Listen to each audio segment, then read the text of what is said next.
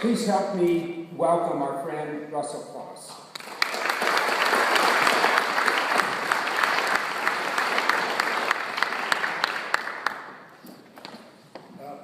It's really good to see you today.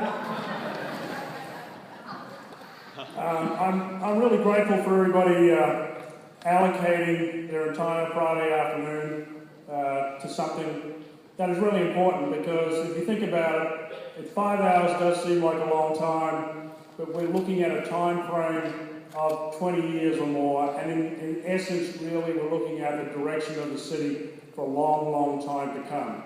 So 5 hours is a lot in one day, but it's not a lot in the history of Oklahoma City. So I'm extremely grateful for everybody coming here today. I'm extremely grateful for everybody who's already put time into this effort.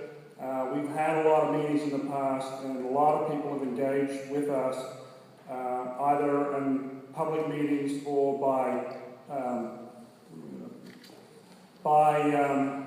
participating in our citizens advisory team, etc. So I'm very grateful for that. I'm also extremely happy to be the director of an outstanding planning department, and the team that have been most intimately involved with the development of planokc, they're equal or better than anywhere you will see in the country.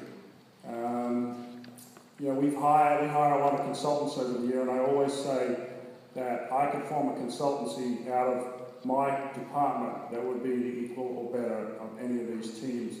And I think you'll get that same assurance from the consultants that you hear today, and that's not an opportunity for them to recruit. So let's move on. I did want to say as well that the funding for this comes from the city partially. Obviously a lot of our staff time, there's a lot dedicated there, a lot of your volunteer time. But we also received a grant from the Department of Housing and Urban Development of $500,000 for a Sustainable Communities grant, and that has been pivotal in our capacity to be able to engage the consultants that you're going to hear from today. We consider that to be a very wise investment of funds, and we could hope to continue that relationship as we move into the implementation phase of the plan. We've already got a lot of interest from HUD in continuing this relationship, so that's going to be very useful to us, recognizing the value of what we're doing. Right, so we've been at this a while now. We actually started a lot of the preliminary work in 2008. That's basically the under surface portion of the iceberg. You're going to see the iceberg at the tip of the iceberg at the end, but there's a hell of a lot that goes underneath that. And the work that you're going to see today and the work that you will see in the final plan is a result of a very thorough research and analysis process. It's not something we're just throwing out there. There's a lot of effort involved in putting this together, and a comprehensive plan is a very complex, time-consuming document, and it does take a lot of effort. So what you see here today is really a very small amount of the work that is being done to ensure that we deliver the best product possible. So it is comprehensive, it is complex. There are a lot of different things to consider. We are trying to look at everything that has an influence on how we develop as a community. And then we have to try and weave all that together. And one of the themes that you will continue to hear again and again is the concept of balance. As the city manager mentioned, we have limited resources. It doesn't matter what you want to do in life, you're always going to have insufficient resources for what you would really like to do. I would really like to go on that 3-month cruise around the world, but it's not going to happen. So I do the best I can and have a great time at the Motel 6 in Ada. But you do what you can and you get the best out of that. And that's what it is. It's a balancing act. And if you look at what our prioritization is going to be of where we allocate resources, where we allocate what we want to see happen in the future, That's what your role is. That's what we're engaging with the community about, so that you can tell us where it is that you want the city to go. We are the architects and we are the builders, but you're the client. You're the one who tells us how big you want this house to be, if I use a house as a metaphor, where you want the rooms, what you want in the rooms, what kind of landscaping you want, and then we design and build that. That's the role of the city. And that's where your input is just so critical in telling us how big you want the house. Now, if you do want the 5,000-foot mansion, you might have to consider the fact that you'll be raising the taxes. So if you want the, let's say, the 500 square foot house, then we're going to do a really good job on design so that it looks a lot bigger than it is. We'll use a lot of mirrors. We're in the Hall of Mirrors for a reason. They make the room look bigger. Well, you have to be really tall to get to these mirrors. If I use another example here, everybody has a different approach to the way they define their future. Ours is a very inclusive and collaborative effort. If you look at other models like China, for example, China has a very aggressive pattern of growth over the last 20 years, but they have a few other aspects, downside aspects, including really serious pollution, human rights issues, etc. I would suggest that you're probably not going to want to accept those negatives in return for the positive economic growth. So it's a balancing act. In an attempt to try and pull this together and make it somewhat digestible as we approach this, we have divided the comprehensive plan into 8 different elements.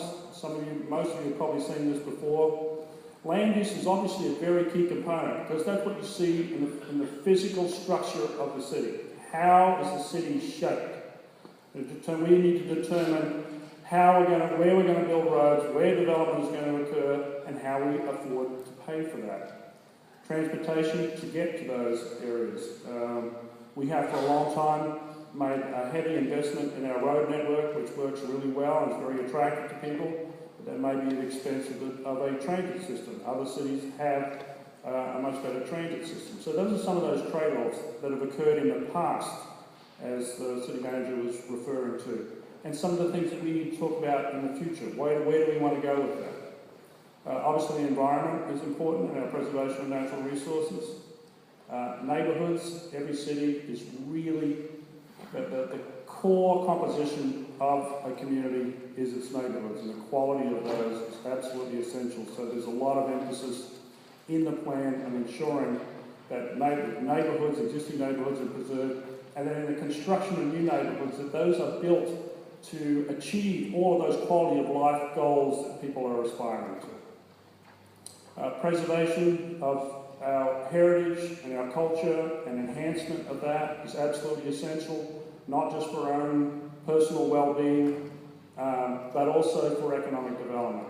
Nobody wants to move to a community or stay in a community that does not have a vibrant cultural community. Parks and recreation, you're going to hear about that today. Economic development, which is the real driver, the generator of jobs, etc. And then public services, public safety is such a key part of the service that the city provides, and the largest part, really, of the budget that we have as well. So, as I mentioned, the aim of this is to best serve you. We need to be able to know what you are looking for in the community and where you want to go, and then to, in the plan, to specify that in the plan as close as we can to what you're asking for, and then to prioritise that as well. This plan is going to be very different from a lot of the other plans we've done in the past. It does have a very long time frame, but we do not want it to be a static document. This has to be a living, organic document that continues to evolve. You've heard that word before today as well. That it continues to adapt to the changing world that we live in. A lot of people don't like change. We're comfortable with the way things are, but change is inevitable. change is the most inevitable thing that we have to encounter. So our goal with the planning process is to be able to respond positively to the changes that we encounter and to leverage that change so that we do accomplish the things that we are looking for. As planners, we do spend a lot of time looking at what's going on in the world, what's going on in other communities, what's going on in this community. What are those trends? What are the good trends? What are the bad trends?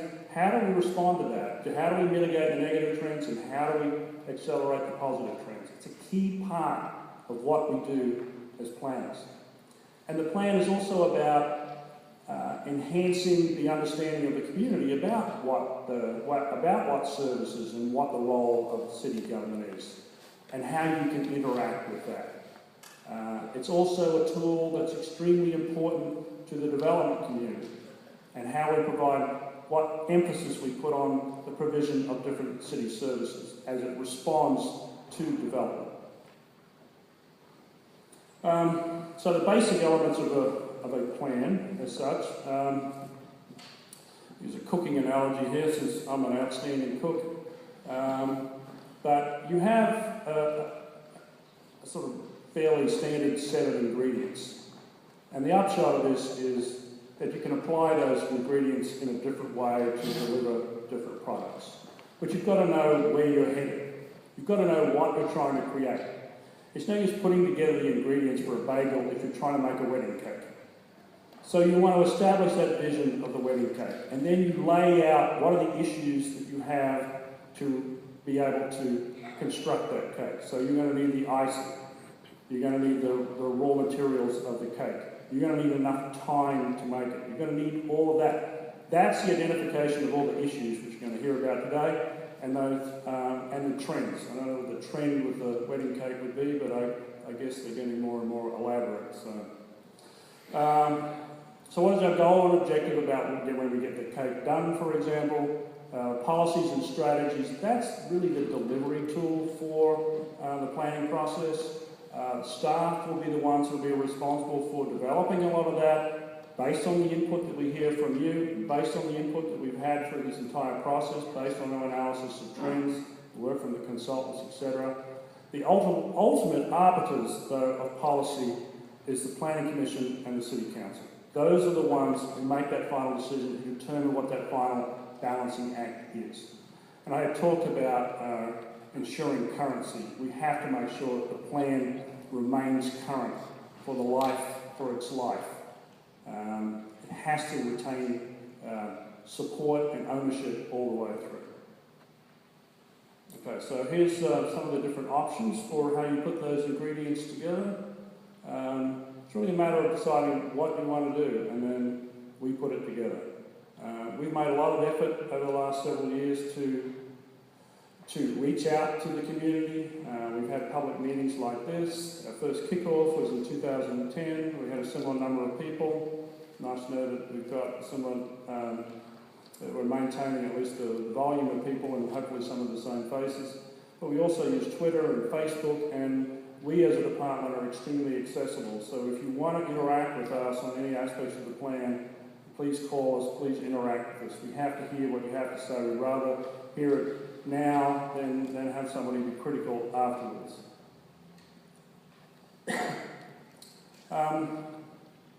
So just to recap in terms of this process, the identification of the issues, the things that are important to you as a community. You tell us whether the neighbourhoods and the quality of those neighbourhoods are the most important, or whether you want a better transit system, whether you want better public safety. And then we look at how to achieve that. We establish goals for how do we achieve each of those particular preferences that you provide to us, and then construct the policies to do that. So it's knowing where we came from, determining where we go, and determining how we get there. That's a really simplified version of the process. We have engaged with a lot of different people during this process. We have the Citizens Advisory Team, which we put together about a year ago, and that is comprised of various representatives from all over the community, and they're there to vet the ideas that we are bringing forward before we take that to the policymakers in the end. And in the end, it will be the Planning Commission and the City Council who will be responsible for the implementation of the plan as they adopt the policies and the actions that are articulated in it. As we've gone through this process, these are the key issues that have been identified through our engagement process. These are the ones that come up again and again and again. So poor community appearance is something that concerns a majority of the people who have participated in any of those engagement exercises. There's a lot of concern that the development pattern that we are currently experiencing is unsustainable. There are also increasing costs associated with people getting around. As the city grows, you've got to drive further, it's harder to get around. There's less and less money available for transportation infrastructure. That's particularly true coming from the feds and the state. Those sources of money are becoming less and less over time, which means that we have to become more and more self-dependent. So we're moving more towards a city-state as such. Yet we're responsible for what happens in our community, the direction that our community takes. So we're the one that determines that priority. We're not so much driven by these external forces as much anymore. It does mean we've got less resources, but we're going to have to use it more wisely. Lack of a connected sidewalk system. Sidewalks has been a very central topic for several years now. We've spent a long time building without building sidewalks, and that was a mistake. And people are recognising that they want alternative ways of being able to move around, and they also like the aspects related to health that derive from having a healthy sidewalk system, as well as bike routes, etc. Limited transportation options, which is what bike routes would tie into. We have a streetcar being constructed, but there's been a lot of discussion about other modes of transportation in the city as well. Quality of public education, this is near and dear to a lot of people's hearts. I have kids in the public school system, so I recognise how critical that is. I have that personal relationship, but it's also absolutely essential as we support the redevelopment of neighbourhoods that have declined over time and sustain the newer neighbourhoods. Quality of the schools is absolutely essential, and it's been the major driving factor in the pattern of development in Oklahoma City. That's why people move to the suburbs. More than anything else, it's because of the schools. They also like new houses as well. But schools is absolutely essential, whether you have kids in the school system or not. And then degradation of natural resources. There's not a lot of natural areas in the city, and that's obviously a concern with people. We, City Council, makes the effort to determine in a broad sense what their priorities are, what kind of services they're going to deliver to the community. And as part of the process for what we're doing, we're trying to ensure that these match up as much as possible. So the things that you heard from stakeholders who participated in the planokc process, there is a significant match up with what the council considers its priority, which is a nice thing to see. And that's what we have to try and wrap into this plan to be able to deliver on what the stakeholders are expressing and what the council is expressing. Those messages have become pretty clear to us as we've gone through this process. I think I've talked about goals enough, but just as an example there, you can see with ConnectOKC, which is our transportation goal, one of the goals, this is just an example of one of the goals that we've identified in this process, is that Oklahoma City has a complete network of sidewalks. So talking back to that sidewalk issue. Now this doesn't define where the sidewalks go, but it does describe why the sidewalks are necessary. And it's up to the implementation phase of what we're doing to ensure that those sidewalks are built where they have the greatest impact, where they have the greatest need. Citizens Advisory Team I mentioned, and it is comprised of people from all over the community. We also have the 5 members of the Planning Commission and 4 members of the City Council on this body, because this is a way for them to be part of the process as we go through, to know what is being discussed, and therefore to be a much greater help when we get to the end of the process. It's not a good idea for us to go through this long, lengthy, complicated process and then to just thrust it upon the decision makers and say, here it is, a 5,000-page document. Well, but it's still a lot to consider at one time. So just to reiterate again, this is really about identifying where we want to go, knowing where we are now, but recognizing that where we are now is related to where we were in the past. So where we are in the future relates to where we are now. And we have that opportunity through the comprehensive plan to define where we're going. The last comprehensive plan we did was in 1977. Some of you were around then. But 1977 is a long, long time ago, and this Oklahoma City of 2013 looks nothing like 1977. So it's well overdue for a plan, for a rewrite of this plan. It is a rewrite from the beginning. It's not a revision of previous plans. This is a plan from scratch. And we're really excited about the opportunity that this provides to capture so much of what is good about Oklahoma City now, to enhance that and to ensure that we continue that momentum as we go forward. So today is about looking at some of the really important plans and studies that are informing the development of the final plan. And you're going to hear from several different consultants today on the list that you have on the screen. There are other ones that we're not going to talk about today. We'll be happy to talk about at another time. Also the citizen survey that will be coming out later in the year. So with that, I'm going to hand it back over to Marty and let him do introductions for the next piece. Thank you very much.